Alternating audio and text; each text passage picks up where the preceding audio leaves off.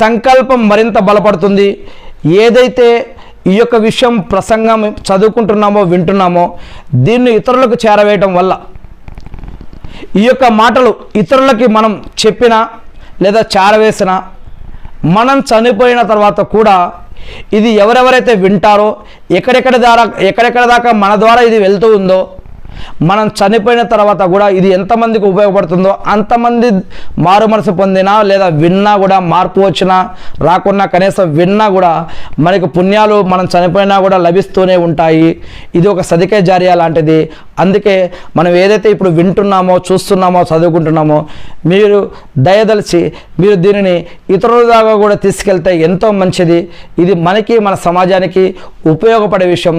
ఎందుకంటే ఒక వ్యక్తి ముస్లిం అయినా ముస్లిం కాకపోయినా సరే ఈ యొక్క విషయాలు వారికి తెలియజేస్తే ఇతరులకు కూడా తెలియజేస్తే గనక వారి ధర్మం వారి ఇష్టం వారి నమ్మకం వారిది. కానీ ఏదైతే ఈ యొక్క మద్యం అనే ఈ యొక్క కీడు ఈ యొక్క సమాజాన్ని కుటుంబాన్ని వ్యవస్థని ఏ విధంగా నాశనం చేస్తుందో ఇది తెలుసుకొని వారు ఆరోగ్యాన్ని కాపాడుకుంటే చాలు అని మన యొక్క ఉద్దేశం. ఎందుకంటే ఖురాన్ చెప్తూ ఉంది ఏమంటే ఈ యొక్క సృష్టిలో ఉన్న ప్రతిదీ కూడా దేవుడి ద్వారా సృష్టికర్త ద్వారానే సృష్టించబడింది. వారు ఎక్కడ ఉన్నా ఏ దేశంలో ఉన్నా ఏ ప్రాంతంలో ఉన్నా ఎలా ఉన్నా కూడా అందరూ కూడా సృష్టికర్త యొక్క దాసులే.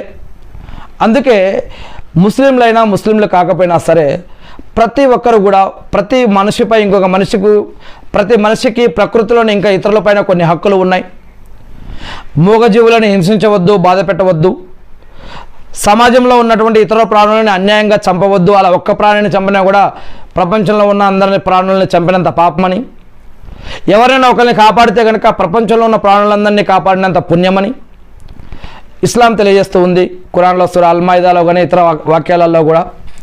అందుకే మనకు తెలిసిన ఒక్క వాక్యానైనా సరే మంచి వాక్యాన్ని ఇతరులకు చేరవేయమని ప్రవక్త ముహమ్మద్ సల్లల్లాహు అలైహి వసల్లం గారు కూడా ఆయన యొక్క చివరి హజ్జతుల్ విదాలో ఏం చెప్పడం జరిగిందంటే మీరు ఈనాడు ఏదైతే వాక్యాలు విన్నారో ఇక్కడికి రానటువంటి చివరి వారి దాకా ఈ యొక్క వాక్యాలను మీరు చేర్చండి అని చెప్పడం జరిగింది. అలా వచ్చింది ఈనాటి ఖురాన్ కానీ హదీసులు కానీ. మనం గైబే ఇల్మ్ అంటే అది మనం చూడలేదు, అల్లాని చూడలేదు. ఖురాను అవతరణ యొక్క అక్కడ మనం ఆనాడు మనం లేము, కానీ ప్రవక్త గారిని మనం చూడలేదు. కానీ ఈరోజు ఖురాన్లో సూరా అల్-బకరా మొదటి 3-4 వాక్యాలు చెప్తుంది గైబ్ పర్ ఈమాన్ లానా అంటే గైబే ఇల్మ్ పైన కూడా మనం ఈమాన్ తీసుకురావాలి.